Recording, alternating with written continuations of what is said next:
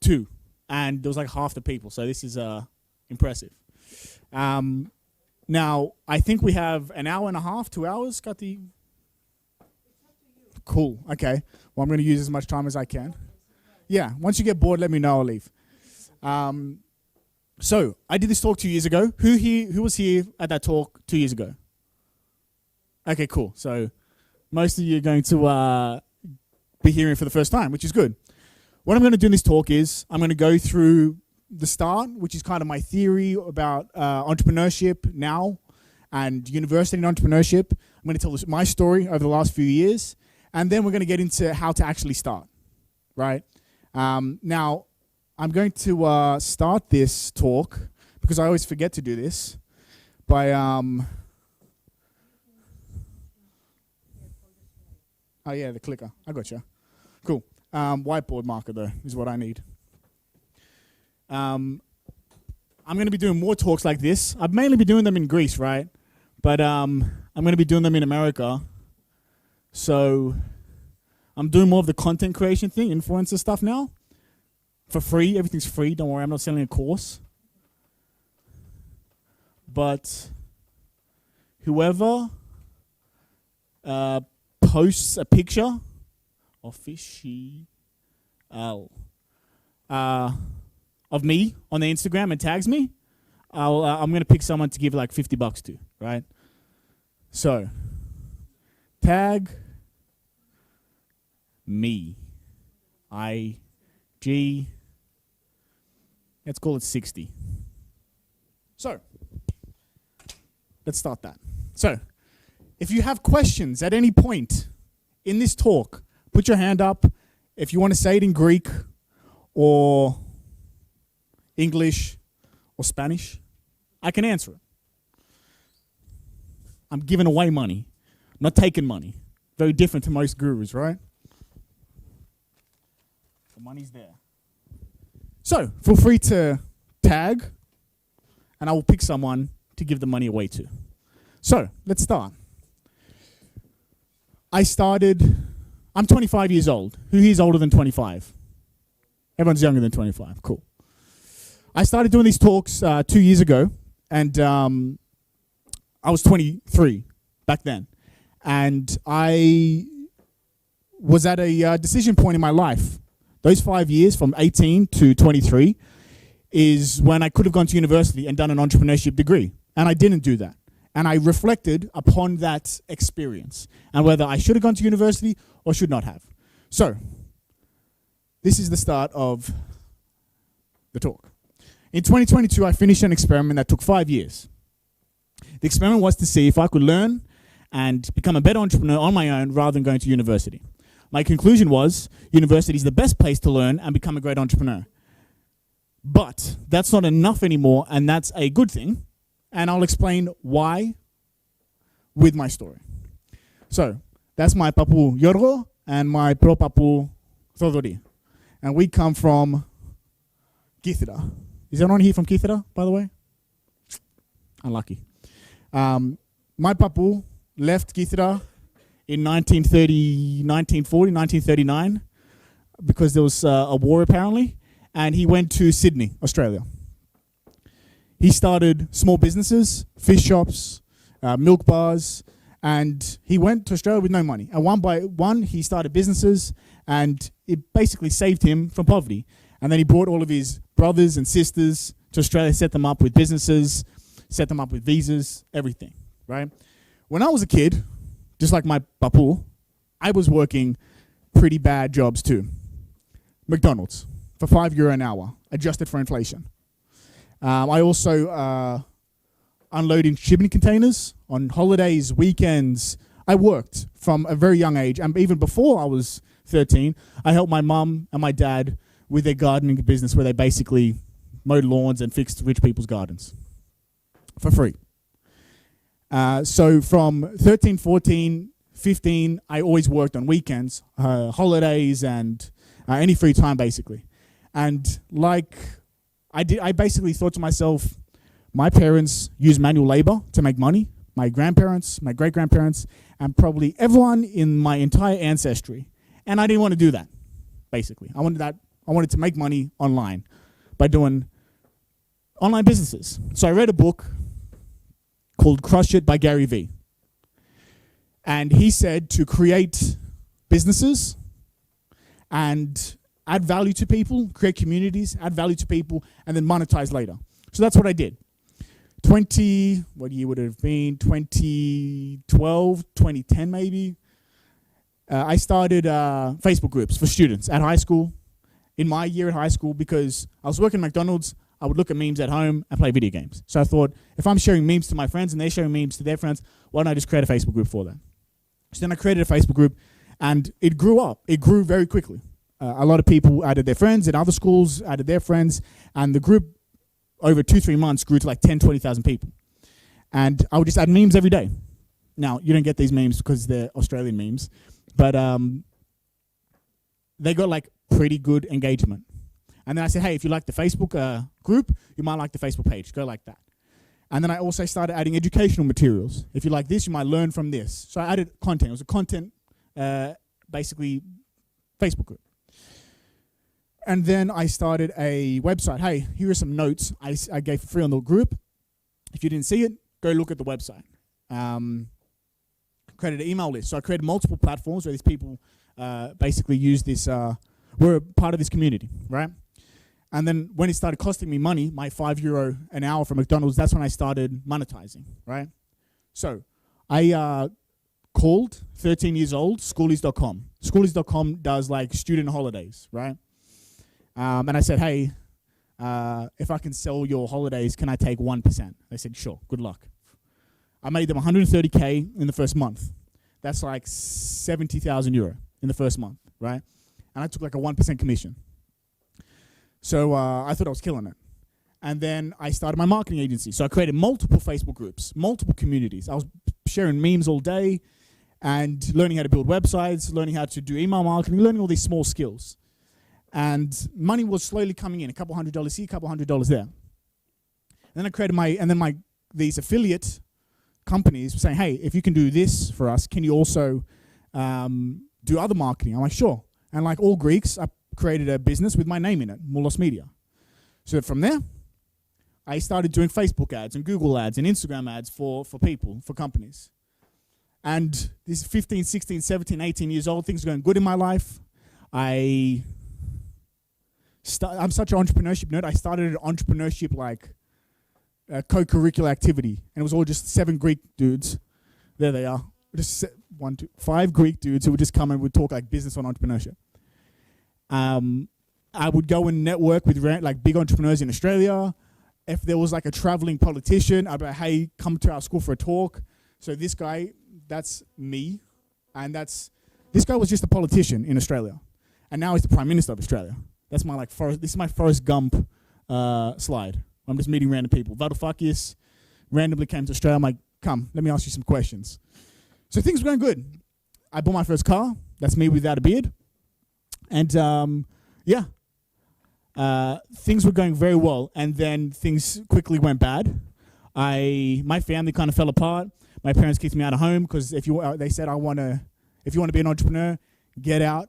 You should be going to university. You should be, if you want to think about entrepreneurship, do it when you're 40, 50, you have 2 houses, and then take risks.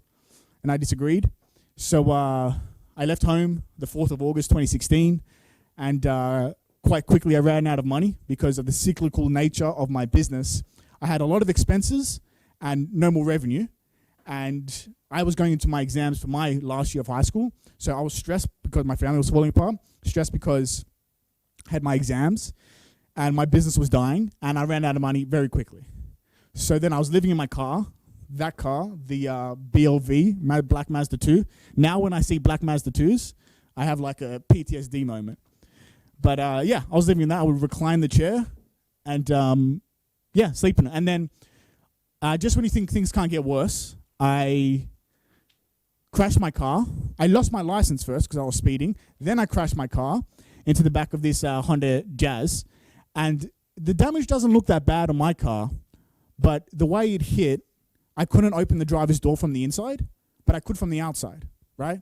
So as you can imagine, at petrol stations, whenever I needed to close the car, park the car, I would get out through the window and then open the door, like jimmy the door open, close the window, and then lock the car. So things were pretty bad, okay? And my car smelled like tuna, because I would just eat like 1 or 2 tuna cans a day because I was broke.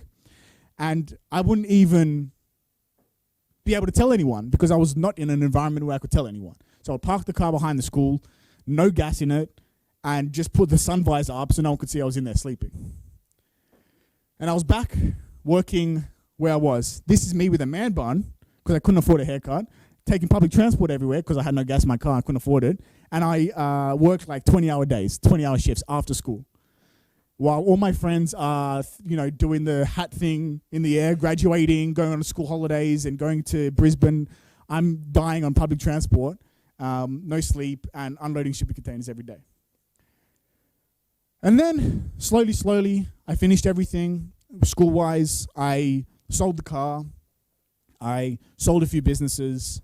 And it was the end of 2016, and I was thinking, should I go to university or not? Do an entrepreneurship degree or not? And before I could even make that decision, I was broke again because I partied all summer. And I moved into this place, 161 Crown Street, Darlinghurst, Sydney, Australia, in the city, basically.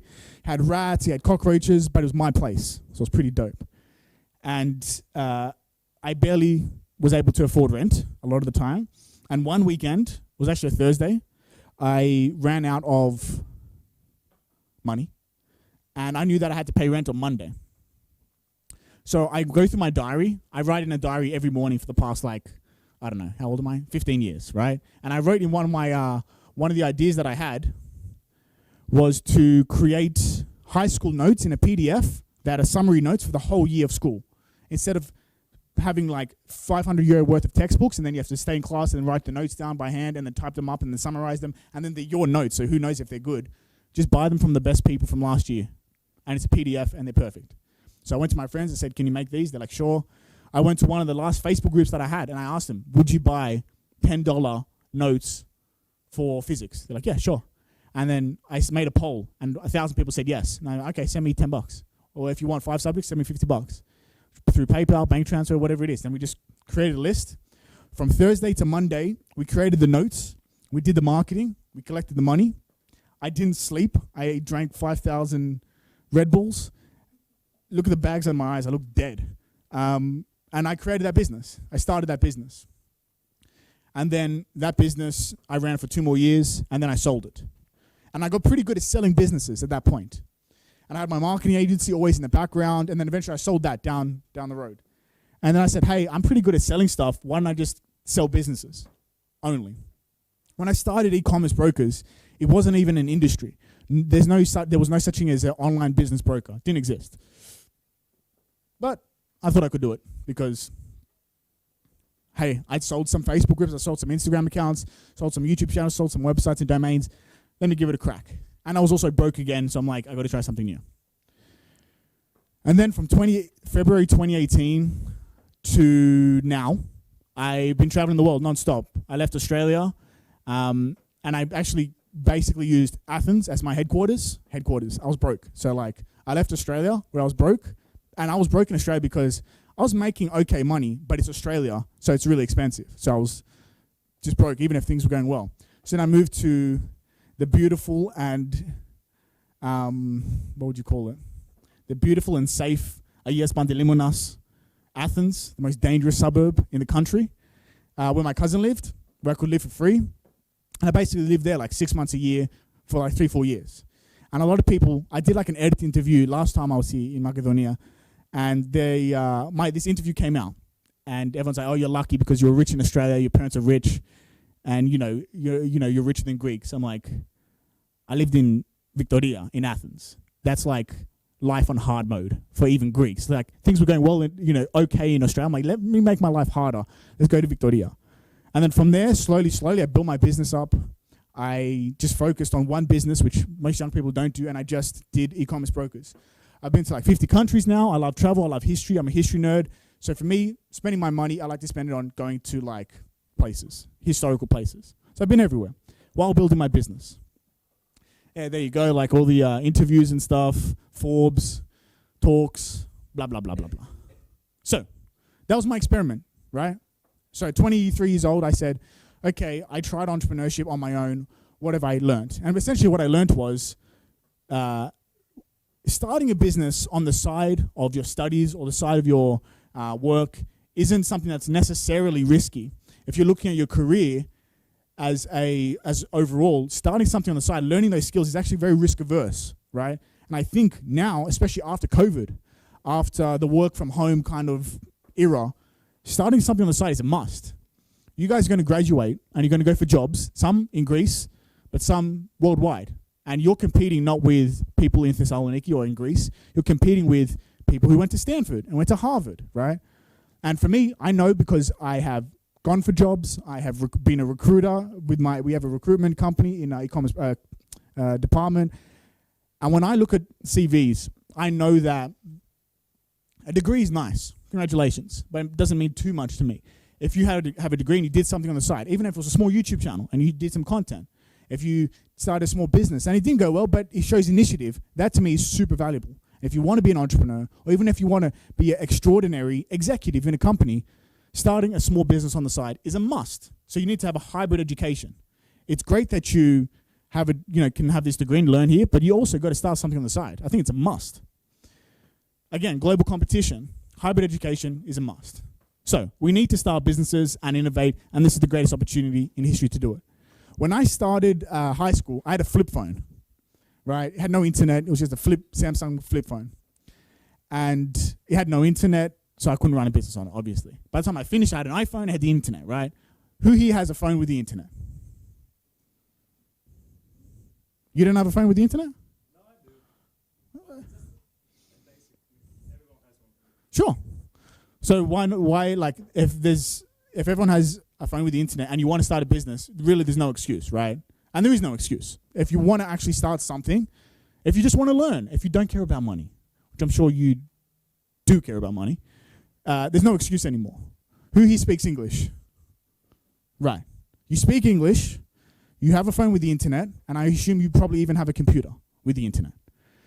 There's no excuse. If you want to start something, and I'm not saying you have to want, but if you want to start something, there's really no excuse, right? So, the rest of this talk is about you guys, enough about me. If you have any questions about everything that I've said, go crazy now, because we're going to get into more of a workshop type thing. So, questions, green shirt. Sure, so, let me pull it up.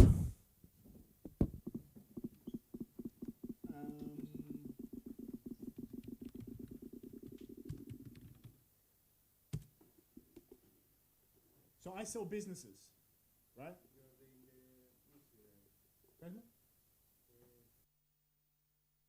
Middleman service, basically. So if you have an online business, a Shopify business, Amazon, you can come to me and I sell it, basically, right? And I take 10%. So these businesses, so this one, it was an American chiropractor business, and we sold it, right? 5 mil. This one is currently under offer. We're selling it now, 1.5. This bag business, Australian bag business, a lady from Perth, we sold that last year. This $1 million yoga one, we sold that. $50 million one, we're still selling that. It's taking forever. But also, if you want to buy a business, now, as you can imagine, most of my clients are Americans, right? If you want to buy a business, we also help with that, right? And these are all people who have bought or sold with us, testimonials, happy customers, right? As proof. I know, no one believes anything unless you show proof. But these are all people who are saying how great I am and my company is, right? Does that answer your question? Cool, hit me.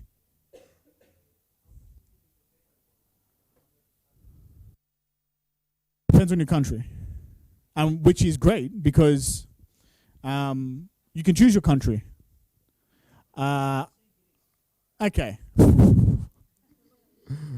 Why? Why?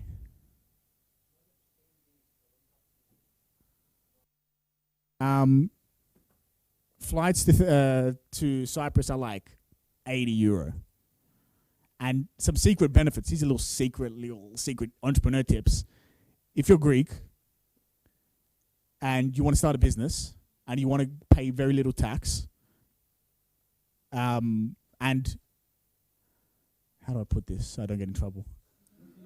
Not do military service, go to Cyprus, right? Because you're not in Greece, you live abroad. Taxes are great. It's so much easier to start a business there. Hit me. What's that? Accountant. A country, Cyprus. Like Cyprus, Kipro. Like I think, look, there's better and worse countries for different times of your life, I think. My theory is that like there's better and worse times to read a certain type of book in your life, I think there's better and worse times to be in a different country in your life. When I was broke and trying to sort my life out, Bali was lit. I'm partying, I'm finding myself, great. But after a while, it's this is my theory. And you can probably tell from my theories that I didn't go to university. But my theory is it's countries are a bell curve. That's time and that's value. You go to a country or you're traveling and you're young, so you guys should travel. And this is really just phases of your life, right? This isn't specific to entrepreneurship. This is like life. Not that I want to give life advice. But, you enter a phase in your life, and at the start, you're not getting very much value or fun, right? And then it gets it's pretty tough, but then things get good. You get better at socializing. You get better at running that business. You get better at that job. You have more friends, blah, blah, blah. And things get really good. But then at some point, if you stay too long in a phase of your life, like the party phase, things get worse for you very quickly. Like when I was in Bali for 7 months, at the start it was hard. I didn't know anybody. I wasn't making very good money. Then after a while, things were going good. And then after a while, there's like a point of diminishing returns, right? That's when you want to exit, right? Since I do exits, that's when you want to exit. By the way, it's also my theory for nights out. Like if you go out clubbing or partying, whatever bars, there's it's usually 2:30 a.m. That's when you should leave. Nothing good happens after 2:30 on a night out. Go home. Nothing good is going to happen. So phases / I want to write it down. That won't be good. Yeah.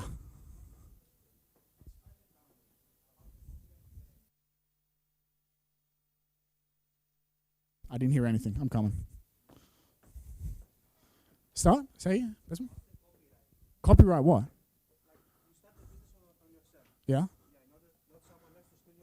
No one's stealing ideas. Okay, let's talk about stealing ideas. Who here thinks that someone will steal your idea if you tell them, is that a fear of anyone that someone's going to steal your idea? No one's going to steal your idea. One, I don't know you guys. You guys might all be geniuses, right? But most likely your ideas aren't that great. Because we're young, my ideas are shit. And I'm older than you guys, right? Your ideas are crap, my ideas are crap. E-commerce brokers wasn't a good idea. Well, I'm going to help people sell their business. Okay, that's not the next Facebook or whatever, right? But what does matter is execution, right? And how fast you can execute. If you have an idea that's lit, let's say, firstly, do some market research because most likely someone else has the idea. They might not be executing on it amazingly, and you can beat them to the punch. But even if they are, just execute better, right? I said this on this interview just now with Ed. So I'm like, it's not about if your service is new or innovative. That's good if it is new and innovative. That's fantastic. But it would be better, and really what really matters is you market it better. You're better at sales and marketing. There's 10 years ago, there were 5 companies who did what I do, buying and selling businesses, right? There was more like 10, 15 actually. There was a lot of small ones, but a few big ones. I executed better than the top 12 or 13. Now I'm number 3 or 4, maybe in the world, right? It's because, not necessarily because I'm a better service. I happen to be a better service in many different aspects of my business, but it's because 1, I lasted. I just persevered even though I was broke for many years with this business. And 2, my marketing is better. If you're better at sales and marketing, better than a very innovative product, you're going to get that sale, right? So be better at sales and marketing. And the tragedy is when you have a very innovative product, but you don't know how to sell. And that happens a lot of the time, right? So your ideas, like, I'm sure they're lit, but relax. Focus on execution. Focus on sales and marketing. That's why for me, I always say, if you don't know what to do and how to get into entrepreneurship, start with sales and marketing, right? Now, everything you can learn that will help you is free on the internet. Facts. That's just, there's no course you need to buy. Who here knows of like some guru entrepreneurs on the internet, on Instagram, on TikTok, on YouTube that they've seen, right? Internet guru dudes or women, right? You don't need to buy a course. You don't need to buy a course. You don't need to spend money to start a business. I've done like how many businesses I didn't need to do that. I talk to entrepreneurs every single day, started businesses from scratch. You don't need a bank loan. It's 2024. Start an internet business. We said you have a mobile phone, a laptop, you speak English, and internet. That's all you need. If you put me naked in a room with those three things for 90 days, something's going to come out of it, right? So yeah, fine, that was a rant. Yeah, another question. Yeah. Hit me. When it comes to Cyprus, are you living there for 185 days per year or more, or are you traveling? So the rule with Cyprus is, I'm not an accountant, this is not financial advice. However, the rule is if you live there as a non-domiciled resident for 61 days and not longer than 181 days in another country, you're good. The only other country I would want to live for 6 months in is Greece, and I can't because if I did, I'd have to go to the army. So that was pretty easy. And I've never lived in a country for longer than 3 months in the last 7 years. So for my lifestyle, this phase, it's perfect. But you might find other countries different. Like Cyprus-wise, for me, I'm like here. Life's going pretty good, right? And it's hard to know where you are, but you know that's another question for another time. But that's the specifics of Cyprus. And you can just Google Cyprus tax law, Cyprus non-domiciled residency. But to be honest, I don't understand why every young Greek isn't going to Cyprus for a couple years. It's cheap. Investing in Cyprus, buying an No. apartment, just living there? I'm not talking anything about investing this whole time. Investments, you're trading value, trying to increase value. I'm talking about starting things from scratch. No, how do you start in Cyprus? That you just Start a company. You have to start a company, which might cost 1,500 to 2,500 euro. Now, if you want to, like I went there alone, solo. There's heaps of young entrepreneurs there, which is fantastic. I have many great friends there now. But if you want to get started in something, get started with a business and you want to make a move and take control of your life and do this and you're serious about it, I would do that. And also evade military conscription. But that's, another thing. So yeah, I think Cyprus is pretty dope. That's what I heard about Cyprus. Now about the exit strategies on your previous businesses. Yeah. Do you have a specific indicator in mind when you are about to exit, or are you just Yeah. Well, yeah. So let's talk about bullshit entrepreneurs because this is a very good question. I think it's worth talking about. A lot of entrepreneurs will say, I'm a millionaire entrepreneur, or I exited my company for like $700 million valuation. But what an actual exit looks like. So anytime you see an entrepreneur say they're worth the $500 million entrepreneur, what does that mean, right? Because this is worth talking about. Because if things sound crazy, hard to achieve, or someone's ridiculously successful, it makes us as young people be like, well, I can't be like Elon Musk, so why even try? When the reality is, they're not as big as they say they are, right? So, how should I start this? If you exit your company for $50 million, right? Let's say you had some investors, so you own 70%. And you sold for 50 mil. That's what the news sees this. The world sees 50 mil.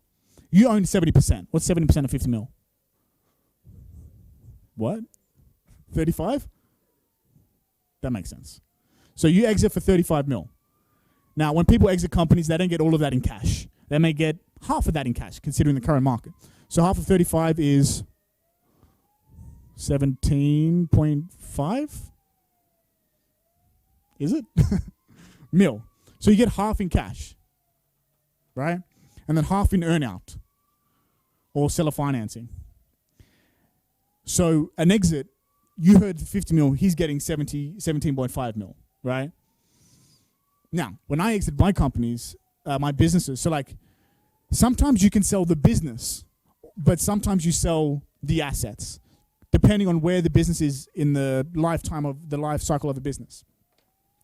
When I sold the Facebook groups, they were killing it. They were like a peak. I'm like, and I just sold all the assets, and I would sell it for like 10, 20 grand each, which for a little McDonald's boy is crazy money, right? For HSC Notes, for HSC Notes, it was like pretty average growth. Like it was nothing special, right? So I sold it. I'm like, hey, I'm not taking it any further. I'm not doing anything great with it. Sell it. I want to get on with my life. I want the cash. More than anything, it's people want the cash. When I sell. What other businesses do I have? Moulos Media. I didn't sell the agency. I sold my customer list, which is basically selling an agency. I'm like, here are my customers, paying customers every month. If you want to buy it, buy it. I was broke. And not because the business wasn't making money. The revenue was coming in, but my net profit was relatively low, right?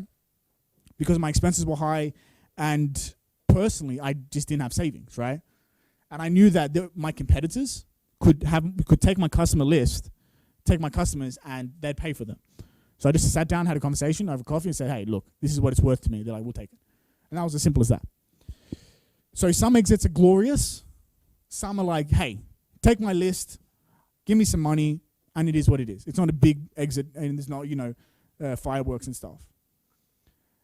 So yeah, I knew out of either desperation or circumstance. Yeah, I was in. Other question? Cool. Other questions? Yeah.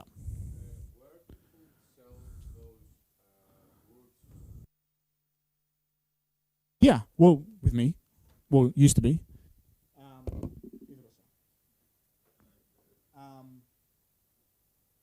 Now, Facebook groups are worthless. Facebook groups are too scammy now.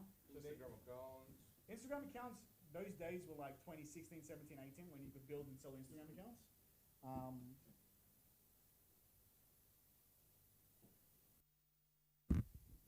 Yeah, so Instagram accounts are pretty hard to sell now, because there's not much value in them unless you're the person behind the personal brand, but whatever.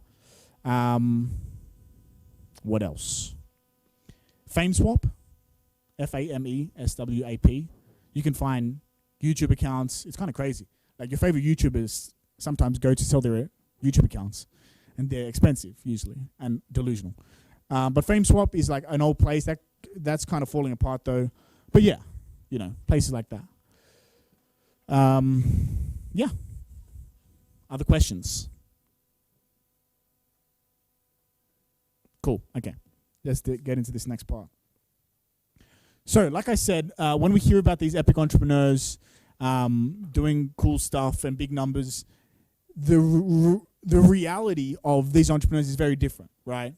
So when I say entrepreneurs, you guys probably think of Elon Musk with like $3-4 billion companies and Jeff Bezos and stuff.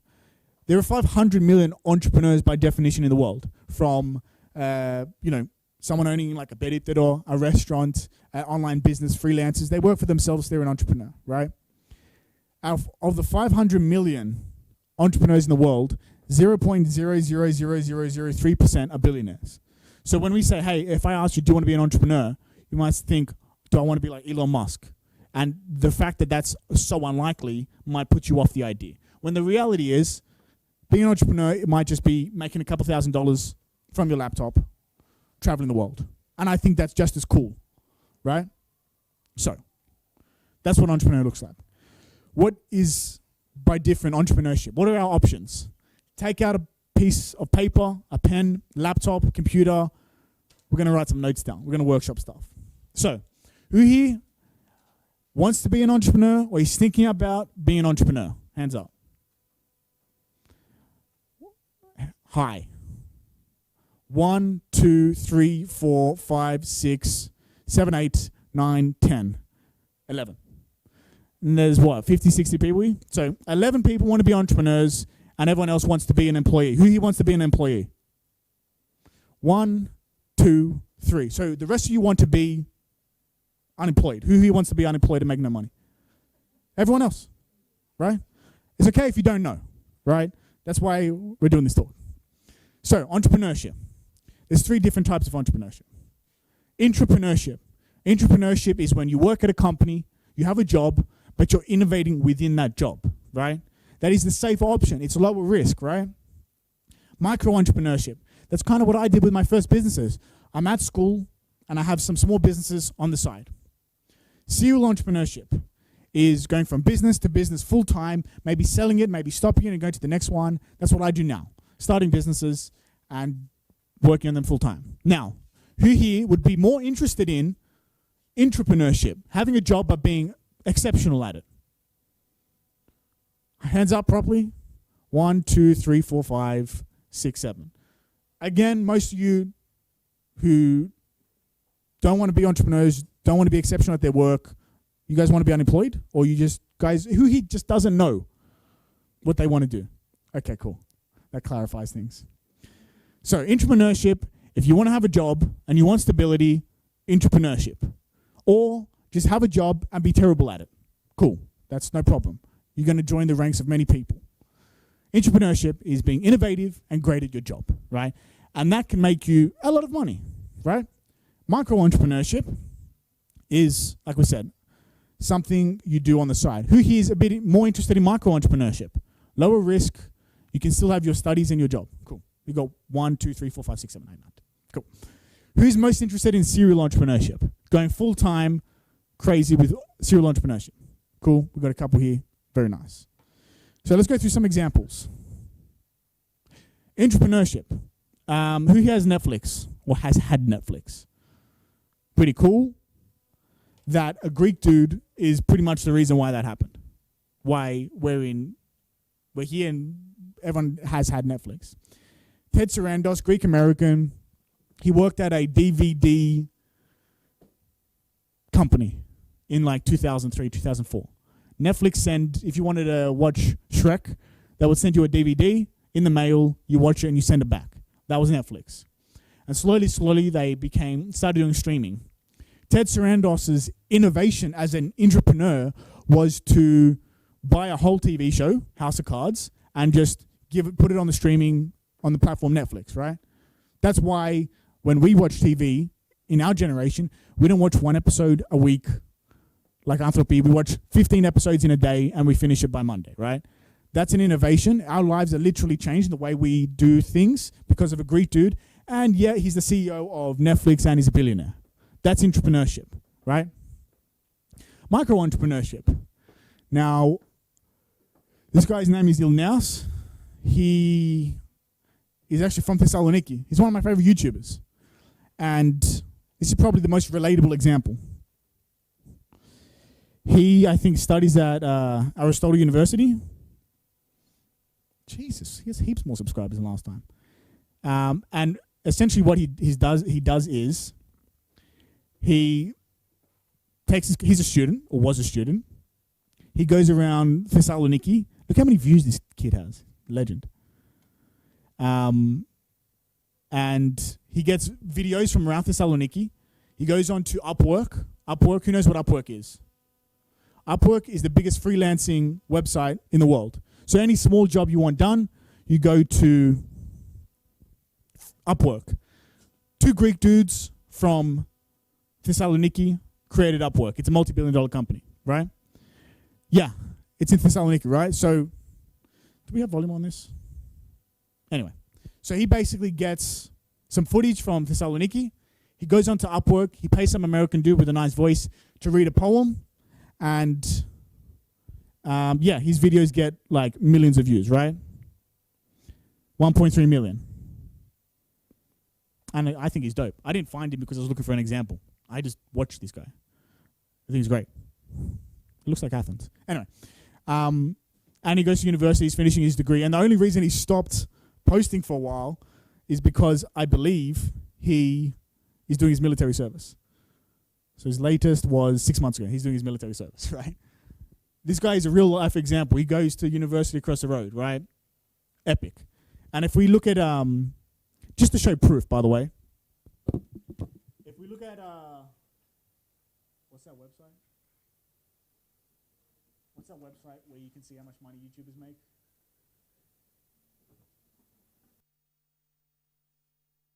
YouTubers. Yes, legend. Social Blade.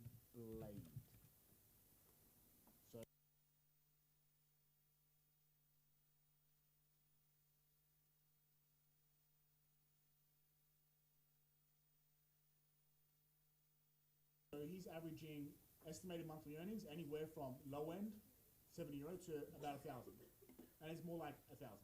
So yearly, he's probably making like 5 to 10K, right? From something small he's doing on the side, right? Now, when I say micro entrepreneurship, perfect. That's what I'm talking about. If he goes for a job and he says, "Hey, here's my degree from Aristotle University," someone who wants a videographer, he's gonna be, "Oh, congratulations." Oh, by the way, I have a YouTube channel with 340,000 subscribers where I make consistent videos. I have a whole method for content creation. I'm going to say, you got the job, right? That's what I'm talking about when I'm talking about a side business, right? And he's not doing anything exceptional. He's getting pretty good, but nothing exceptional footage from Thessaloniki. And he's getting, audio, like from Upwork for probably $10, $15. So yeah, pretty cool. So, that's an example of micro entrepreneurship. Serial entrepreneurship is someone like Stelios Hadjiouanou, who he has flown EasyJet. Right. He started EasyJet. He did get a nice little loan of like $1 billion from his dad, but he's an example of an entrepreneur who started one business in shipping. He sold that. He started the next business, EasyJet. He eventually divested away from that, started Easy Hotels, like business after business after business. So that's serial entrepreneurship. So I want you to write down 1, 2, or even 3 of these different types of entrepreneurship as what you think you might be interested in, right? And what we're trying to do here is trying to map out what your future looks like. Realistically, like we're trying to do some proper entrepreneur goal setting. This is how we as entrepreneurs do goal setting. I did this when I was like 16, 17. So take a minute now to think and write down one of the 3. Or maybe you want to start as an entrepreneur and then go to micro entrepreneurship and then become a serial entrepreneur, right? So take a minute, write it down. I will be asking specific people for what they wrote down, so there's pressure. Go for it.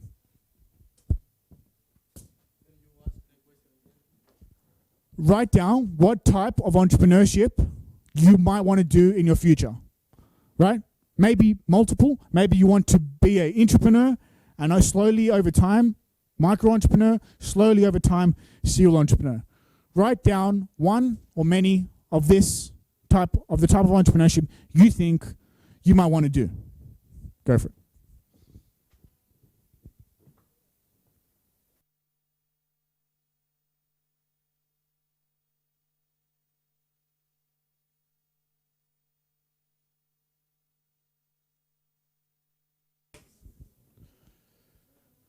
What's up? Good, bro. Right. What do you want to do?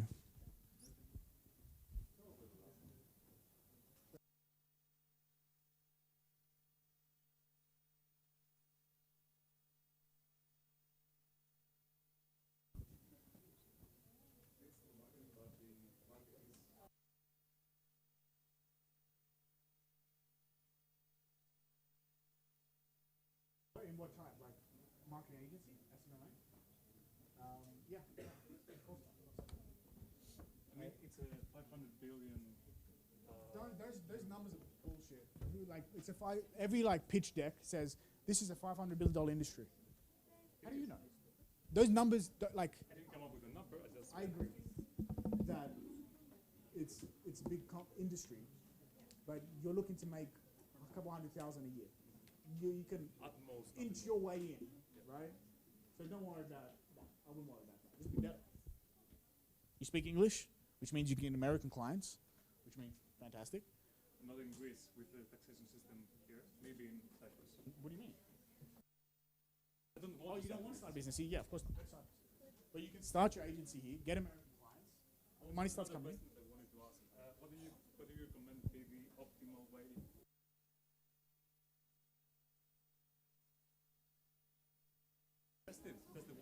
No, don't ever start a business focused on the Greek market, in my opinion. No, testing the idea. If Yeah, no, not here, man. Not here. there is no meaning No. to have some capital on the side and then go to Cyprus. I would say, do you mean testing with Greek clients? No, getting some general. Yeah, test. The idea it doesn't necessarily have to be digital marketing, but Yeah. any kind of Any business. Yeah, no, it's a good question. No, I'll answer it loudly. So, what was your name? Chris? Christo?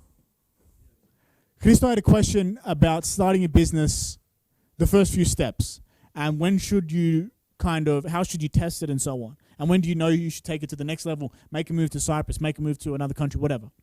I think, firstly, I always get this question, maybe I haven't said it yet, if you want to test a product, an online product or a service, do not test it in Greece. There's no need. You don't need to test it in Greece. If you can choose, who here doesn't speak English? Okay, great. So you all speak English, you all have the internet, and you all have a mobile. So if you can pick from the top out of 180 countries that tests your product, because you can advertise everywhere, probably, why would you choose Greece? The one of the lowest consumer spending markets in Europe and the world, probably, out of the top 50 countries, right? Test it on the country that has the most money and loves to spend their money too, America, right? So if you want to test an online business or online product or digital product, or you want to run ads, run it in America, get American clients, and then if it starts going well, that's when you go, okay, great, this is going well. Now I set up the company in Cyprus. People think that you need to set up your company before you even start. No. You haven't even validated your business idea. You need to first make the money, then you set up a business. problem in Greece. You can't start any business. Your business with Greek system. I will not give any specific advice as to Greek legislation, but I will say what is happening in Greece. Just reporting. I'm like a journalist. Do you think that's how Greeks start businesses? Or do you think they run their business? I won't say it specifically. Do you think they run their business and then set it up? They run their business and then set it up. And I'm not saying that's my advice, but There are some issues with this plan of execution. sure. No, I don't doubt it. But also, there's also so many other options to start businesses. You can start a business in Bulgaria from the internet for like €200. It's no problem. You can do the same. You can start a registered company in any country. Just because you're in Greece doesn't mean your company needs to be in Greece. You can set up your company in many different countries without having to go there or be there or even spend more than a couple $100, and you're fine. That's a long conversation right there. Sure. Well, it's also just a Google search, right? If you want to start a digital marketing agency and the point at which you start making money is technically, legally, the point you need to set up a Greek company, right? Yes. Because talking to people about marketing on sales calls isn't running a business. Making money is running a business, right? So it's like idea, website, calls, times 1,000, then money. This is like 3-4 month period. This is the point you need to have a company legally by Greece. I quote because I have no idea. At that point, if you have a client who's ready to pay you a couple $1,000, yeah, start Googling where to set up a company. The setting up the company is not the hard part of running a business. Trust me, it's not. It's about getting people to pay for stuff and having a good service. Don't even worry about setting up the company until you have a good service and people are ready to pay. Are you ready to pay? Great. Who's an accountant I can set up with in Cyprus, Bulgaria, Malta, wherever? And there's different company structures, right? What's the biggest, not to call out Greece, but I love calling out Greece. The biggest industry in Greece is shipping.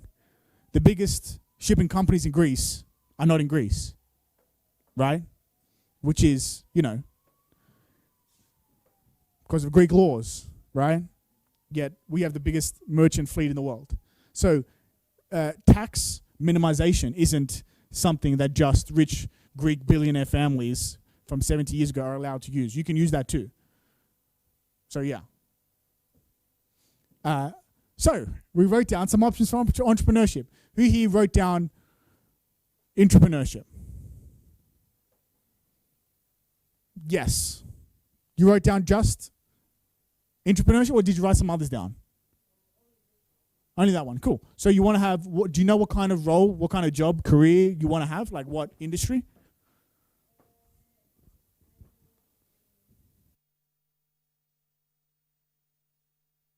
Sure. Yeah. Well, that's a consistently innovating industry, right? So you creating something innovative within that industry is definitely possible, right? Who here wrote down micro entrepreneurship? Yes. Just micro entrepreneurship, or did you pick some others?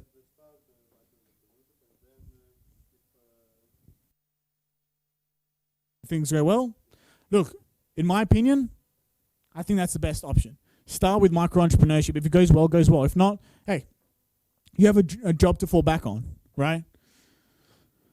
Who here put serial entrepreneurship? You did too, in your head. Cool. So, what are you thinking?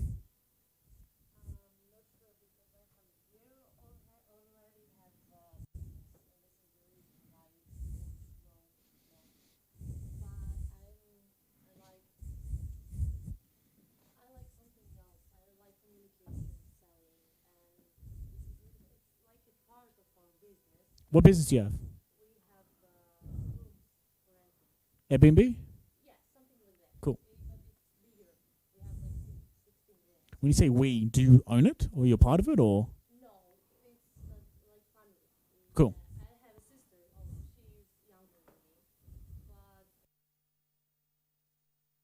Cool. Nice.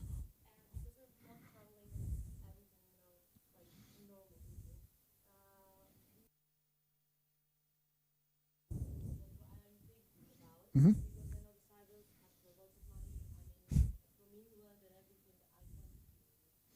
Yeah. You're Russian? Where are you from? Okay. I was just in Belgrade yesterday, actually.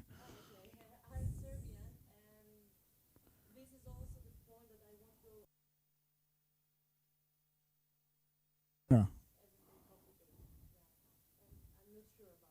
No, sure. Look, like a lot of Greeks and Balkan people, Airbnb management businesses are popular. And I think it's a great place to start. It's a great core business, right? Innovating within tourism is hard, for sure. Yeah. Sure. But look, I look at very old industry like tourism, which is, you're talking about property, which is like the oldest industry ever, right? But also, there's so many ways that you can bring more traffic and bring more customers and bring more tenants to your Airbnb business, right? Management business. I mean, literally just creating a YouTube channel or about like different types of Airbnbs, cool Airbnbs from around the world or around Greece, and then saying, hey, put your link in everything. That's a great way to do it. There's a million like home, cool home pages and stuff. Create a YouTube channel. Like, I think you could just create content about Thessaloniki, if that's where the Airbnbs are, and say, hey, where are they? Belgrade? Ah, of course. Where the Serbians go. Yeah, like just make heaps of videos about Halkidiki and say, hey, yeah, if you want to stay here, stay at the Airbnb. Like, if you made 20 videos about Halkidiki and all the places to go, and then you say, hey, you can stay at this Airbnb, you're going to get more people coming to your Airbnb. And then if you realize that you can book out your Airbnbs for like 98% of the year because you're driving so much traffic to them, then it's probably way more profitable to buy another Airbnb or another property, do it up, and then, again, drive traffic to it, right? I mean, it's a small way to create organic videos. It's very cheaply to increase revenue for your business. Again, and then, at some point, you can just sell the properties, sell the YouTube channels or the Instagram accounts to someone who has a bigger company. Sure, like there's heaps of companies that do that. So yeah, no, cool. So next step is we're going to set some goals, right? Now, when I set goals as an entrepreneur, when entrepreneurs set goals, we don't write them down like, I would love to be an entrepreneur. Done. No. We write down a date, and numbers, right? So,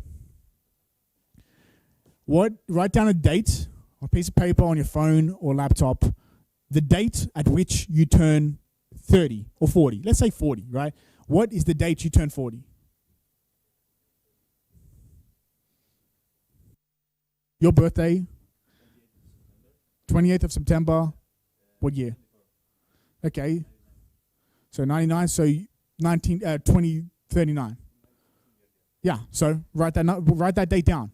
Because we're talking about a date. We're talking about a specific date. Because if you don't write a specific date, then you can bullshit yourself. And that's not a real goal. So, write down the specific date you turn 40. Go for it. Do the maths.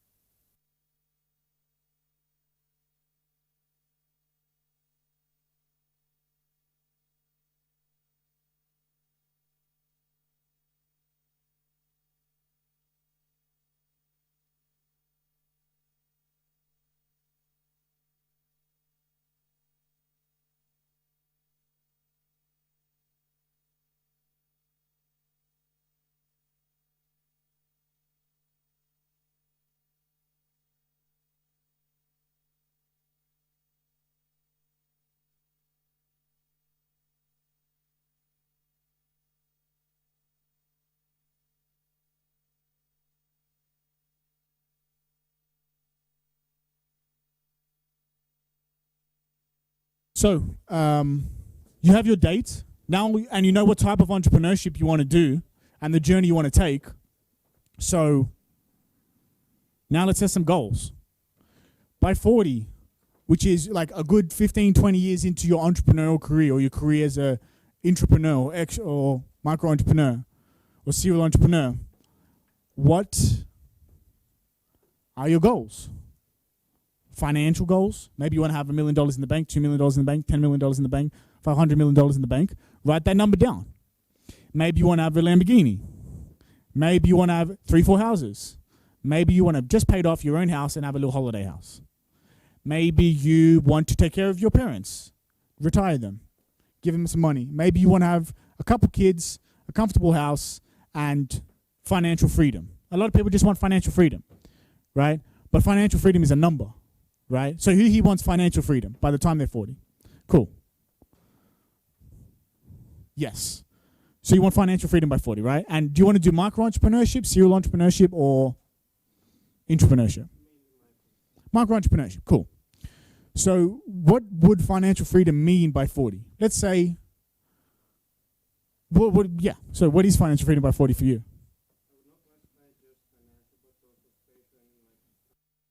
Sure. Sure, yeah. The freedom to travel is financial freedom. Right. Like if you don't have the ability to have savings and make money remotely, then you don't have freedom to travel, right?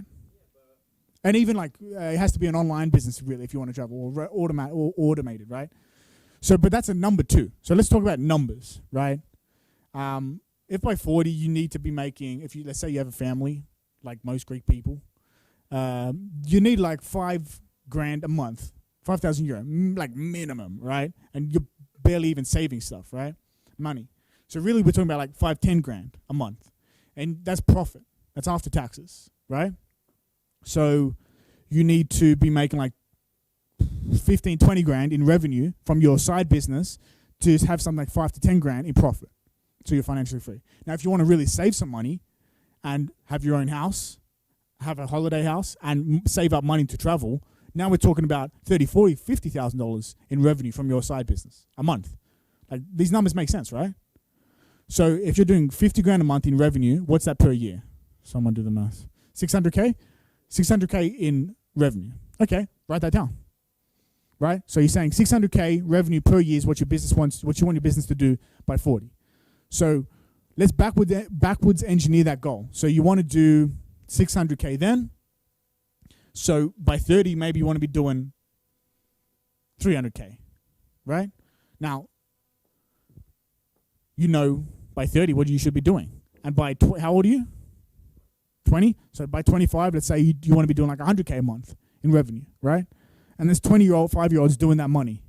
A lot, actually. Seriously. So it's not unrealistic. So now you know, like, if that's going your way, if you want to have just normal growth, not crazy growth, but entrepreneurship is more like crazy growth, that's what you need to be looking at, by the way. So now you can backwards engineer that. So what were some of your goals? Wait, have I given you time to make these goals yet? Take 2 minutes to write down some goals. Financial. Maybe you want to travel. Maybe you want to travel to like 50 countries. Write that down. Maybe you just want to, maybe you're not all about money like me, and you want to help people. Maybe you want to save the whales. Okay. Save the whales. Put that down. What does that look like? Put some numbers down. I want to save, I want to increase the population of whales in the Atlantic Ocean. Put that down. If you want to increase the tree cover in Greece, cool, put that down. If you want to help people, put that down. You want to have socio-economic, you want to help the socio-economic circumstances of people. Okay, put that down. It doesn't all have to be money. So, take some time, 2-3 minutes, to write down some of your goals by 40 in your career or through entrepreneurship.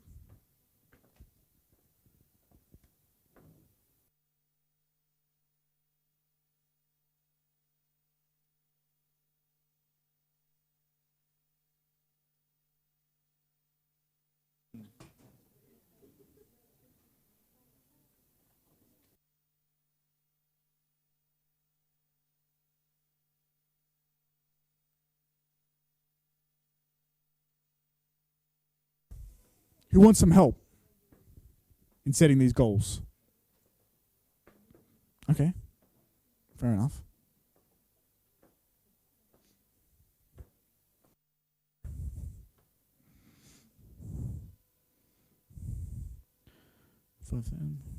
What does freedom mean to you? So if you're, these numbers make sense, right? So if you're doing that 5,000 a month in profit, firstly, I want to do the second option. micro-entrepreneurship? And then move on to serial. Yeah, but I don't.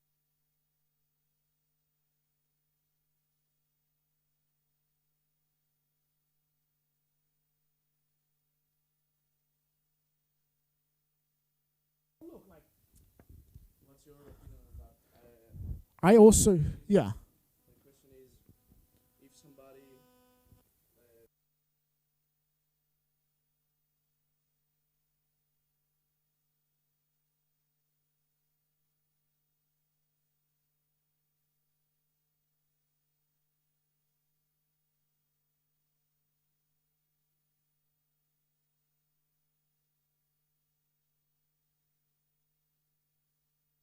Yeah. Sure. branding business, I don't know. Yeah. What's how can I express it? Say it in Greek if you want. Πρέπει να επικεντρωθεί κάποιος, ας πούμε. So, look, I know I've been very aggressive in my in how I would start a business, but you can also take your time, right? Like the normal journey of an entrepreneur isn't the craziness that I've done. I was like, over time, I just started straight away while I was in high school. Let's say I'm like 13 years old. I started, 18, 25. I started, during high school, I started my businesses. So it was, let's say this is risk. It was relatively low risk because I was at high school. And then I went straight into serial entrepreneurship. And my risk has basically been crazy highs ever since. Now, that's not normal, right? That's the hypocrisy of my talk. I'm not a normal entrepreneur, right? Can you define risk? Leaving, sure, I'll define it with my life. Leaving the country you're from, the safety of being near or with family and friends for another country where no one knows you and you have no money coming in and no savings. Now, institutions help, right? And all institutions have their problems, but I would take things, look, generally speaking, I'm actually quite risk averse in my life. I'll take calculated risks, like betting on myself, but also you can take your time with it. Like I said, starting something on the side is a good idea. I think that's risk averse, but doing a degree is worth doing, right? So like during this period, you might slowly increase your risk through university. Again, university is a good place to have community, have advisors, get advice from professors and also from other students, because there's usually heaps of students doing cool stuff that you just don't know about. And you slowly increase your risk tolerance, because there's a lot of anxiety associated with this. I've always had crazy anxiety in my life, but my anxiety tolerance has increased. And even institutions like the army, like I was in the Australian cadets, right? I learned more in the cadets than I did in my high school. Like there's a lot of leadership stuff you can learn there, right? Like a lot of these institutions, they teach you things and they become risk averse. And there's a lot of armies in the world where people who go to the army go and start businesses later, right? So like slowly going through even these institutions of high school, university, army, like you can learn a lot of stuff from different institutions and communities. Like my biggest weakness in all the stuff that I've done is I did it alone, which made it 10 times harder. So slowly starting a business in university or high school, you slowly increase your risk tolerance, and then you can jump in to serial entrepreneurship and take that big leap afterward too, right? Because here in Greece, I don't know if that happens in other countries. It wants you that you should focus only on one thing, and if you want to success in your life, you need to focus.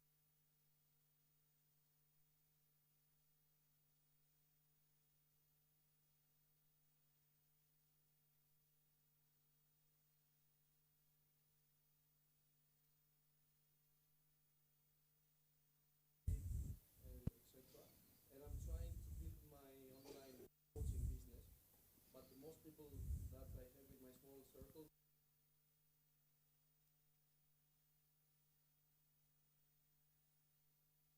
Are they negative towards you with your... negatively, yes, and that makes a mess in my brain because I don't know where to focus. All I can say, I won't give advice, life advice, because I'm an entrepreneur. I don't know life.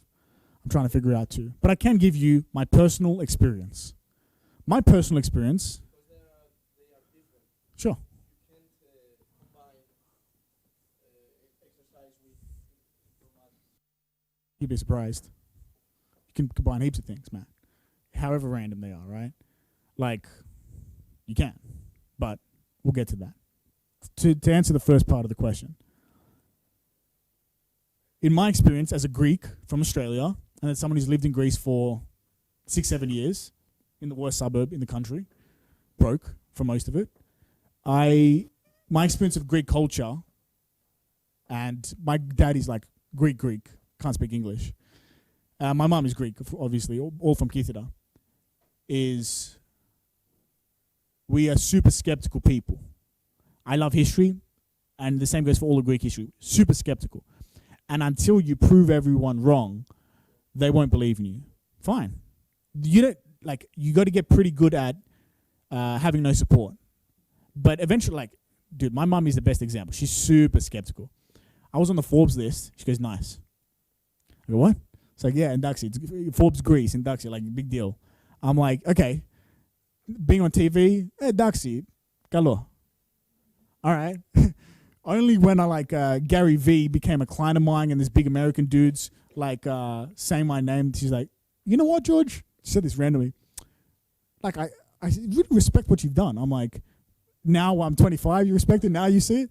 But man, like, fine, like, it's an uphill battle, fine. Like, at the end of the day, no one doing better than you is going to make fun of you. Now, that's not to say that everyone who's negative, don't talk to them or cut them off. You shouldn't be angry. I was. You shouldn't be. Because they're giving you the best advice that they can. Because they haven't seen anything else. Like, and that's fine. Like, my dad was a farmer. He didn't go to high school, didn't go to primary school. In Kithila, he was an orphan super young. My mum was an orphan super young. It's like, the negative environment, the negativity they had towards me doing entrepreneurship, I get it. Now that I'm older and I'm mature, I was super angry about it before. But, like, yeah, man, like, we're in Greece and we have our parents and grandparents and community has an old school mentality. That's fine. But we also have the internet. That's your window to the whole world. So there's really no reason to hear that negativity and then like, oh, well, this is my community. Your community is the world, right? Like I've said this on TV now, which I may regret, but I say it at every talk. If you have questions and you want help, message me on Instagram. I will give you answers, and if I don't know the answer, I'll send you to someone who does. I'll send you a link to a video that can answer your questions. And it's free. I'm not selling anything, right? So like, I'm from the world, right? Other people from the internet, from the world, they're giving away stuff for free. Like, there's no reason to limit your environment to Greece. Now, environment is a good thing to talk about because you control your environment. You need to take responsibility for your environment, right? So like, if you're finding that every time you talk to your mum about business, she's like, yeah, focus on school because you won't do a good job. Yeah, then don't talk to your mum about business. You're the one who started the conversation. If she asks you, how's business? Yeah, it's good. How are you? That's the end of the conversation, right? Like, don't go looking for trouble. Talk to people who are experts about or interested about it, or like, the internet is just a bunch of communities of people talking about random stuff. Whatever it is, you can find a community for it. There's startup incubators in Thessaloniki, I have no doubt. They probably have events about for entrepreneurship. Meetup.com, type entrepreneurship. Facebook groups, type entrepreneurship. And you're going to find people. You can find common people with the same mentality. Like, it really doesn't take that long if you're actually looking. Talk to them about entrepreneurship, right? Talk to other successful entrepreneurs who've been to this school about entrepreneurship, right? That's what I did. When I went to the school that I went to, I asked the teachers, do you know anyone who's left this school who became a successful entrepreneur? Oh yeah, heaps of people. I'm like, can I have the email? Yeah, sure. I emailed them, hey, can I buy you a coffee and ask you some questions about your journey? Yeah, I'd love to. Sat down with like 20, 30 people, and they told me their story. People love to talk about themselves. Look at me, I've been talking for 2 hours, right? Like, just listen. Just listen. People love listeners. Like, if you just do that, by the time you're 22, 23, 24, you can have a lot of great friends, a lot of great mentors, and a great environment. So then when you go back home and you sit down with your mum, like my mum comes to Greece every 3-4 years. We're going to Money in like a month. We're going to sit there. She's going to ask how business is. I'm going to say, good. How are you? Right? Because there's some people if you know there's a negative thing there, and like, there's no proving this.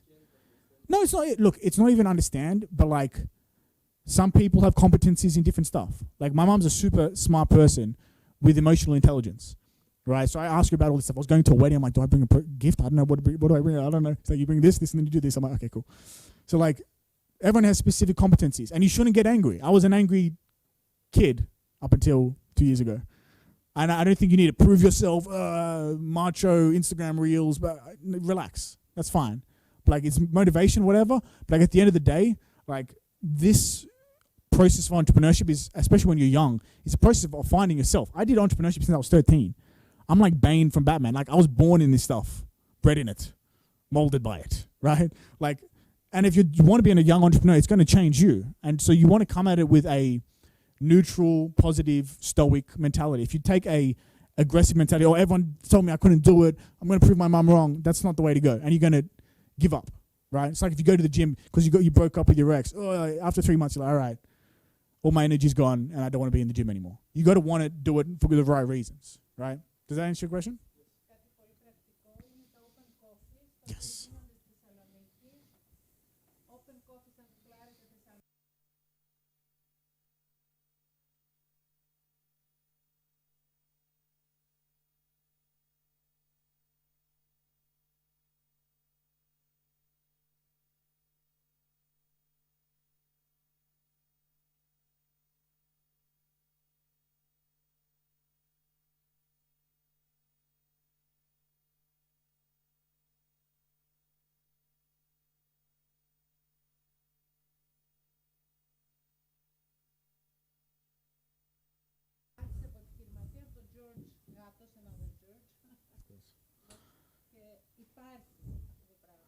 And like I said, you'll find communities of other entrepreneurs.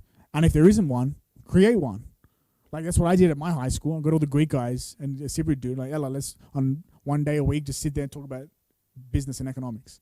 Losers, but that's our thing. That's what we liked. We're nerds in that. Cool. Create the communities, you know? Everyone else is playing, football and stuff. We're talking business. Yeah. Yeah. Yeah.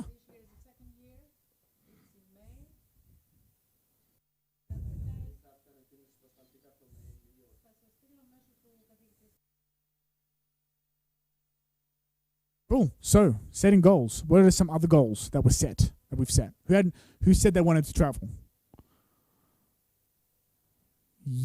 I've talked to you. Yes. Have I talked to you? I can't remember. So, you said you wanted to travel. What did you write specifically? Like the travel part.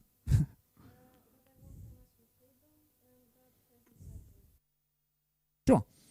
So, the last point of this goal setting is to set goals that are quantifiable, numbers associated with goals. Because if you don't set numbers, I want to travel.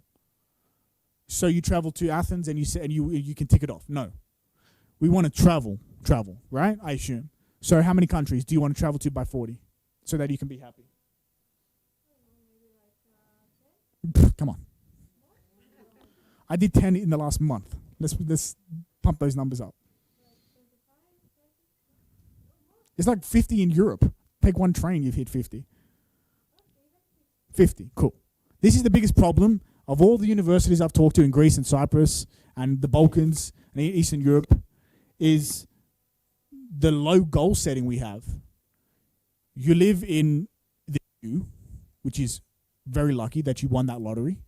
You live in Greece, which I think is pretty dope. You speak English, right? So you have access to the richest markets in the world through language. You have internet on your phones and laptops. So you have the ability to choose what you want to do. Anything you want, you can kind of pretty much set your goal towards. So why are we so negative and setting the bar so low, basically? Like, why 10 countries? Like, if we really look at why 10 countries and why we set our goals low in Greece and the Balkans and Eastern Europe, is because society tells us to calm down and not, aim so high. Why? Like, honestly, I've asked why to maybe 1,000, 2,000 people now. No one's had a good answer. There's no good reason why we should set the bar so low.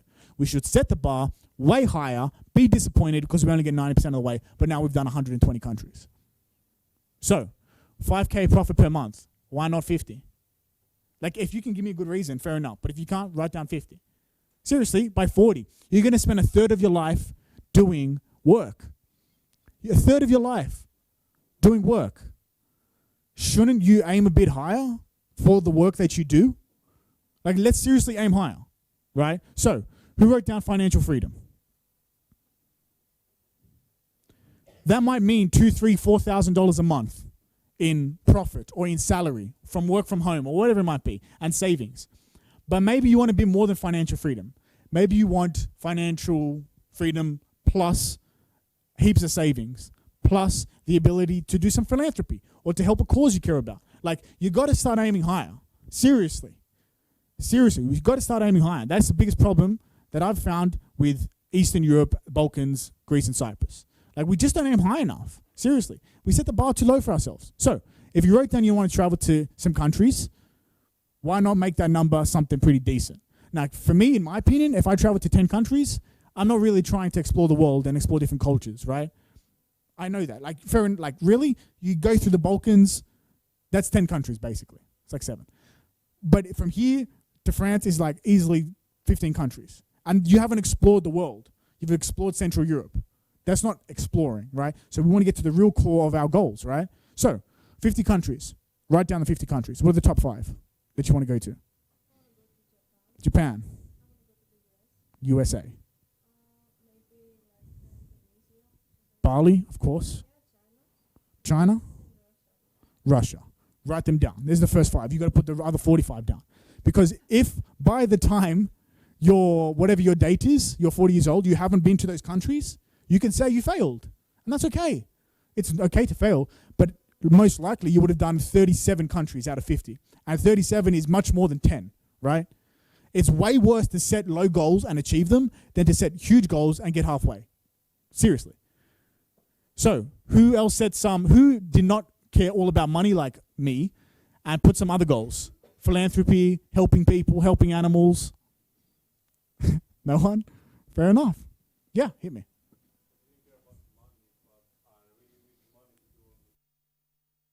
I agree. Like, for sure. 100%. 100%. Like, if you want to do, like, for me, I'm a history nerd. I love history, and in the past, like 2 weeks, I've been to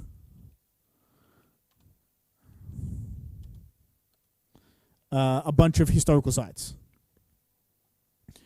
That's what I want to do, more than make money, actually. And like I went to Segovia, Spain. I went to Monaco. I went to Agrigento, which that's an ancient Greek temple. Here's ancient Greek amphitheater in Termina in Sicily. This is Egypt, Belgrade. Like, I want to go see history stuff. I'm just a kid who wants to go see history stuff, but I'm going to need money to do that. That's the reality, right? So like getting smart about making that money so you can do this consistently is why you need to, you know, have a good focus on making the money. If you want to travel and make money, well then now we're talking like being an entrepreneur isn't necessarily going to get you there, right? Because if you have to be somewhere 9 to 5, yeah, you can't travel heaps. But micro-entrepreneurship might be a way to do that, or work from home, or definitely serial entrepreneurship, right? So, what were some other goals? Who said they want to like buy a house or something? Buy a car. Who said car? No one said that they want to buy a car by 40. A specific, no one? Yes? What type of car? What kind of Jeep? Jeep, let's say it's going to cost 50, 60,000 euro. So you need to have 50, 60,000 euro cash by then. So now you can, again, backwards engineer how much cash you need to have by then, right? Who here said they want to have a house? No one else wants to own property? So yeah. Who said house? Put your hands up. Let me see. Yes. What type of house and where? In Greece?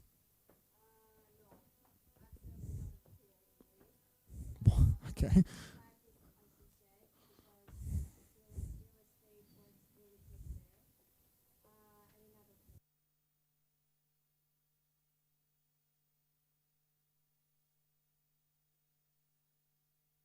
Sell them, not give them, right? Tenants, rent it. Cool. So how many houses do you want to have in your portfolio? Why? By 40? How many?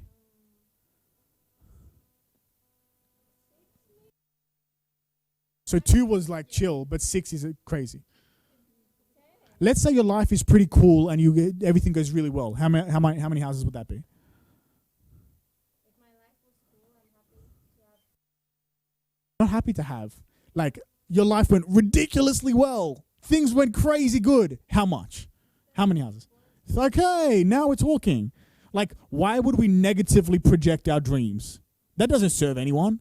Like, I feel like it's not logical to have so many houses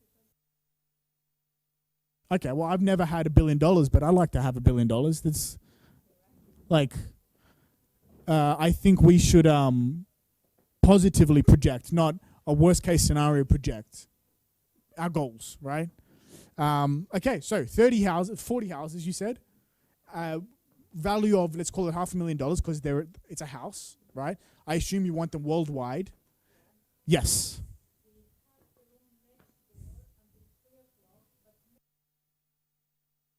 Sure, no, that's fine. I have to run to a flight soon, so. By 3. What time is it? Yeah, I think I have like 20, 30 minutes, 15 minutes max. Yeah. Cool. So, we've done a goal setting. Again, biggest takebacks are set your goals, give it a number, a certain amount of money, a certain amount of value, $1,000 a month, whatever it is. Number 2, backwards engineer them. So if that's the goal by 40, what do you need to be doing by 30 and 25, right? And what can you do today to get a bit closer to that? Maybe you just need to start researching, right? Researching property prices, how to get into the property market, how to finance properties. Another thing you might need to do is, whatever your goal is, times it by 10. You wanted 2 houses, 20, 40. If you want to make 5,000 euro a month in profit, 50. 10x. I won't say you wrote that book because he's a bit weird now, Grant Cardone. but 10x your goals, because like we're in Greece and we're like about 10 times, our goal setting is like 10 times lower than it should be. So write down the date of your goal, 40, the quantifiable number behind the goal or the countries you want to travel to, and also 10x them, 10x those goals. You can write them now, you can write them later, at home, on your own, but I guarantee if you don't do this, it won't help. But if you do this, it will help to some degree. So it's up to you. Bless you. So the next thing to do is set a worst case scenario. Now, I won't ask anyone to read this out, but I knew my worst case scenario when I was 17 and left home. I wrote down my worst case scenario, my goals, my best case scenario by 40, right? My worst case scenario, and write this down for your own one, was I still worked at McDonald's, still lived with my mom at 40 years old. I didn't ever try. I never tried with the business. I never took any risks. That was my worst case scenario. What is your worst case scenario by 40? Write it down, take a minute, and then we'll wrap this up.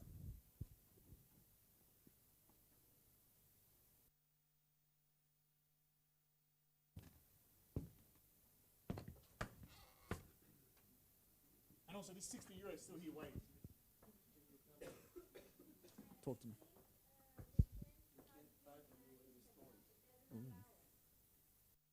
It's my phone. Let me change my settings.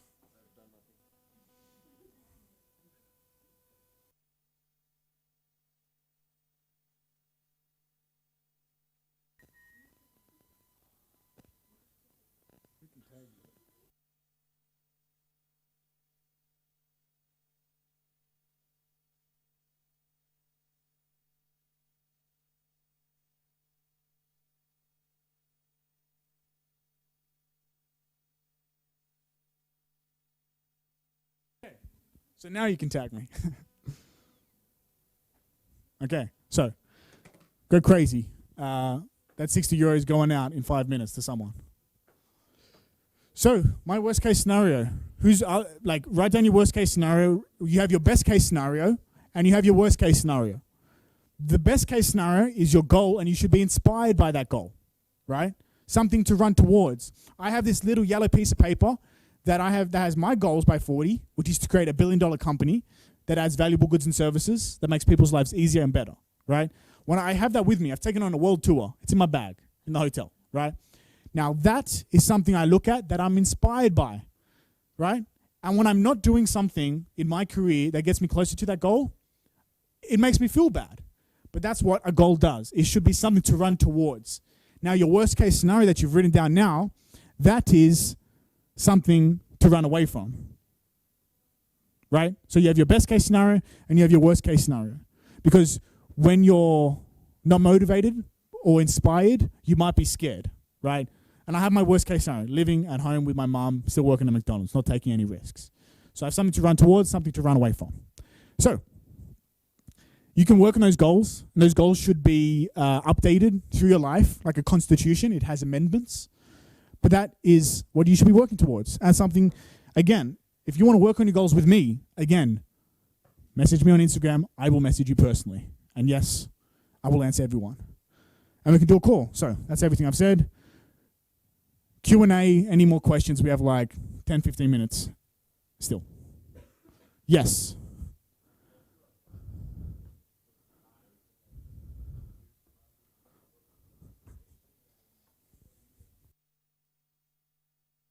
Really, really, really good question. I think Facebook is a business, right?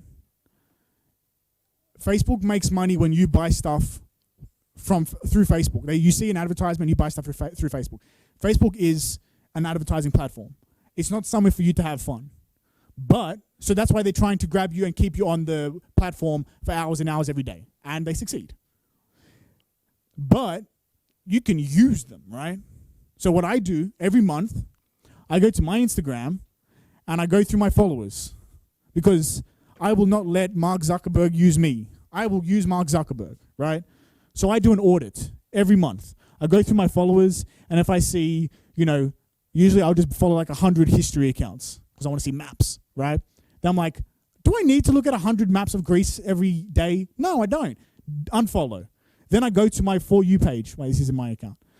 I go to my For You page, and if it's not what I should be looking at, which is right now I'm trying to get way more into content creation, right? And to be like creating more entrepreneur type reels like this stuff and giving, all right, giving away free stuff on the internet to grow my account to be an influencer entrepreneur dude. Okay. That's what I'm trying to learn right now. And I still want to see history stuff, right? I'm now using Instagram and Facebook and YouTube to send me the stuff I want, right? So in one day, if you want to change the whole way you use to use social media, go and unfollow everything that's irrelevant to your life, right? If you're wasting time looking at girls on the internet, on Instagram, like all my friends' feeds, For You pages, is just girls. If that's what you want to do, go crazy, bro. But for me, I want to see history and I want to see how to create better content and do business stuff. That's it. And my content, my For You page is all maps and history and business stuff. So go and follow the top 50 entrepreneur people. And then all of a sudden, you'll see that all your For You page is business stuff. Go and unfollow all the people that you have subscribed to on YouTube and go and follow the top 50 entrepreneur people. So now the algorithm's like, oh, this dude wants to see entrepreneur stuff. Let's give him entrepreneur stuff. And then all the other garbage that you were looking at before, like memes, isn't there anymore within days. Within days. And you should do that every month. I do it every month. I do an audit of my socials. I go into Instagram, who am I following that doesn't give me the content that I should be consuming? I'm not going to be a slave to social media. I want social media to work for me. Now, when I look through social media, I'm looking at all these cool reels other entrepreneurs are doing that I can copy to do for my Instagram, right? And history stuff, because history's dope. So, yeah, do an audit, unfollow any garbage, follow the stuff that you want to be learning about, and then all of a sudden, you're surrounded by entrepreneurial stuff, if that's what you want to do, right? If you want to do property management, go and follow the top 50 property management companies or influencers, right? Your For You page should tell me something about you, other than you like football and like looking at girls, right? So use Instagram, use social media for you. Any other questions? Yes.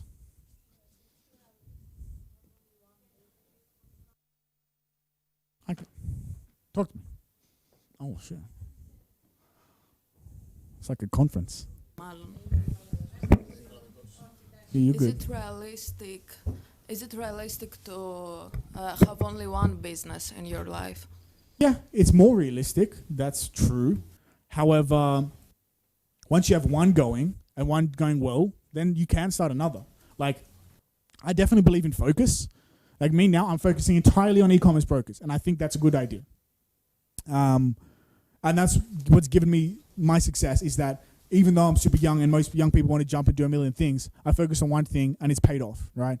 So I think at the start of any entrepreneurial career, you're going to jump between different businesses until one really works. Then you have to make the decision, do I stay with this one or do I jump to another one? And then once you found that business, stick to it. Like, you don't want to have shiny object syndrome, jumping from business to business and you get nowhere. I know a lot of entrepreneurs like that in their 30s and 40s. You want to find your thing and become the best at it. And Gary Vee became my client. The guy who I read his book when I was 13 and I started entrepreneurship, he's now my client. He's not doing philanthropy, he's not giving me money, he's not taking a photo with me and asking me. I'm adding so much value to him, he's paying me for my services. I went from a kid working at McDonald's who wanted to do e-commerce businesses to serving the best entrepreneurs in the world doing what I do. I became an expert in the field because I stuck to one thing. So the power focus is incredible. Other questions? Yes.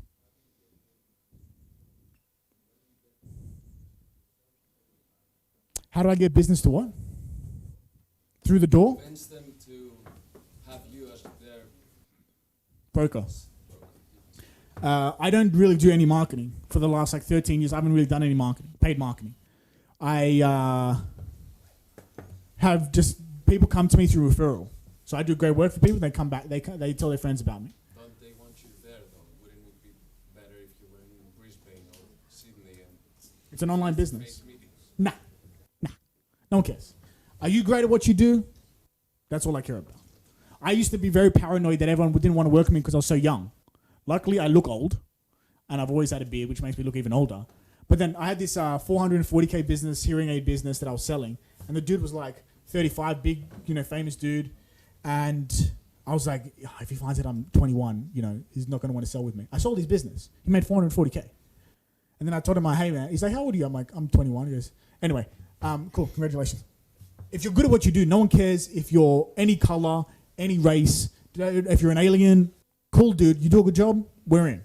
Everyone wants to work with people, do good work, and have integrity. So like, all the referrals, all the awesome clients I have now, they've just come through referral. And because slowly we're doing more marketing, but all the testimonials is what gets people through the door, right? And then at the end of the day, we actually don't get paid until we sell a business. We sell on commission. So if we don't sell, we make no money. So I couldn't be here doing my thing for 10 years if I didn't actually do the work, right? Same goes for my team. Any other questions? Cool. So again, if you have questions for me that you want me to answer personally, message me. I will personally answer them. If you want to have a call to talk about entrepreneurship, setting goals, whatever, I will message you. We can set up a call. We'll talk. And that's it. Thank you.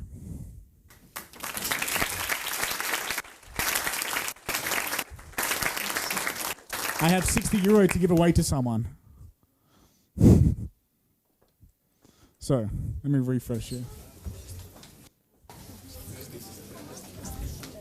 Παρακαλέσω για κάτι. Καταρχήν να σας ευχαριστήσω πάρα πολύ που ήσασταν εδώ σήμερα και τον κύριο Κίτσο και τον κύριο Κίτσιο που ήταν ένας λόγος και αυτή για να έρθετε εδώ και να έχετε την ευκαιρία να παρακολουθήσετε τον George Moulos. Να σας πω ότι αν θέλετε πληροφόρηση για αυτά τα πράγματα μπορείτε να εγγραφείτε στο εργαστήριο επιχειρηματικότητας του Βαλκανικών. Εντάξει, γιατί έχουμε ενημέρωση πάνω σε θέματα επιχειρηματικότητας. Να στείλετε σε μένα email για να σας κατευθύνω. Θα μπορούσε. Ήταν μεγάλη χαρά που είχαμε σήμερα τον Γιώργο εδώ και αποδεικνύεται ότι πέρασε σε εσάς πράγματα με το ότι όλοι και όλες είστε ακόμα εδώ. Εντάξει, δηλαδή ήρθατε από τις 12 σιγά σιγά, είναι 2:30-3 παρά η ώρα και είστε ακόμη εδώ. Σας ευχαριστούμε πάρα πολύ για αυτό. Γιώργο, σε ευχαριστούμε για άλλη μια φορά. Εντάξει, και να πω ότι και πριν 2 χρόνια σχεδόν ήταν ο Γιώργος εδώ, αυτό που λέει ότι στείλτε μου ένα μήνυμα, εγώ είμαι εδώ, το κάνει και το υποστηρίζει. Άρα για οτιδήποτε χρειαστείτε να ξέρετε ότι ο Γιώργος είναι εδώ. Εντάξει, Γιώργο, ευχαριστούμε πολύ.